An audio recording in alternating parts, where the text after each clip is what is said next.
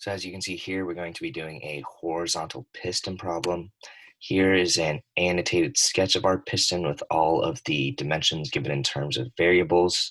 We have a counterweight rotating in fixed axis rotation about point A, and then a connecting rod connecting the counterweight to the piston C. Piston C is traveling in the X direction, restrained by this shaft. And we can also see that there's a frictional force on the piston due to the sides of the shaft. For our problem, we have a piston powering a car. At the moment shown here in the image, the car engine dies, and we are trying to figure out how many more rotations until the piston comes to a stop due to the frictional force um, caused by the shaft. First, we're going to use rigid body kinetics to find the velocity of the piston. We're going to start at point A, which is fixed axis rotation of the counterweight, then go to point B, and then go from point B to point C. Here you see our relative velocity equation. V of B is equal to V of B relative to A plus V of A. V of A is equal to 0 due to the fact that it's fixed axis. V of B relative to A is equal to R omega cross RAB.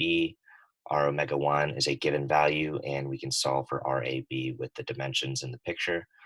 Once we work through this vector algebra, we find that V of B in the I-hat direction is equal to 0.2205, and V of B in the J-hat direction is equal to 0.25 feet per second. Now we're going to go from point B on the counterweight to point C of the piston. Here we have our relative velocity equation. V of C is equal to V of C relative to B plus V of B.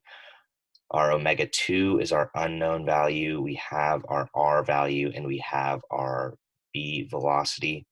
We know that since the piston can only travel in the X direction, we can solve for the velocity of C in terms of omega 2, and then we can sum our J hat terms and set them equal to 0, allowing us to solve for omega 2 because we know it can't move in the J hat direction, so the velocity has to be equal to 0. Once we solve for omega 2, we then plug that back in and receive our V in the I hat direction is equal to 0.2891 feet per second. Our third step of the problem is to sum all the energies of the problem, or all the energies in the system. We know that the counterweight is going to have rotational kinetic energy. The connecting rod is going to have rotational and translational kinetic energy due to the fact that it is not rotating about a fixed axis. And then we have the translational energy of the piston. First, we need to find the velocity of the center of gravity of the connecting rod. We're going to start at point B and go to the middle of the rod. Once we work through this vector algebra, we will find that B of G is equal to 0.2548 I hat plus 0.125 J hat. We then square these values and take the square root of their sums, giving us the resultant vector. Then we are calculating the work energy of the system. We have the kinetic energy that we start with.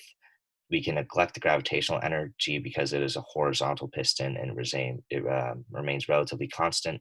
There's no elastic energy, and the work done is equal to the frictional force times the distance. We then have 0 energy on the right side of the equation because we know that it comes to a stop. Here, this term is equal to the rotational energy of the counterweight. This term is equal to the rotational energy of the connecting rod. This term is equal to the translational energy of the connecting rod, and this term is the translational energy of the piston. We then have the work done is equal to the frictional force times the distance, and we know that it ends with 0 energy. We know that the frictional force is going to be a negative force because it is always opposing motion. So when we move it to the other side, it becomes a positive. Once you sum up all these values and divide by 0.005, you get a total distance of 12.937 feet. To convert that to the number of revolutions, we know that one revolution is going to be equal to the piston going all the way down the shaft and then all the way back. So you divide the total distance by 2 times the stroke length. The stroke length is equal to 4 inches or 0.333 feet. And then that gives you a final answer of 19.406 revolutions until the system comes to rest.